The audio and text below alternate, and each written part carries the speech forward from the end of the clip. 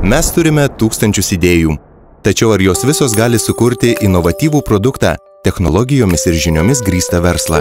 Ar jos gali būti realizuojamos taip, kad ne tik palengvintų mūsų gyvenimą, bet ir sugebėtų sėkmingai konkuruoti vietinėse ir tarptautinėse rinkose? Mokslo ir technologijų parkų sukurtoje inovatyvioje aplinkoje būrėsi sėkmingos plėtros entuziastai, progresyvaus mąstymo, inovacinių idėjų turintys verslininkai ir jų įmonės, studentai, diplomantai.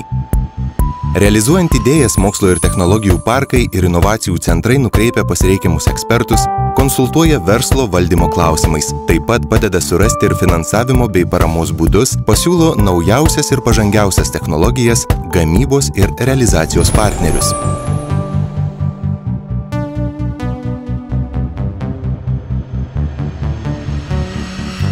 Mokslo ir technologijų parkai yra sukūrę platų tinklą, kuris padeda viešinti sumanymus, prisideda prie įgyvendintų idėjų sklaidos Lietuvoje ir plačiausiose pasaulio verslo rinkose.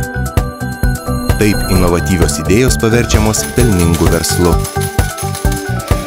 4 mokslo ir technologijų parkai Vilniuje, Kaune ir Klaipėdoje bei Kauno regioninis inovacijų centras susivienijo vykdydami projektą Erdvė žinių ir inovacijų sklaidai.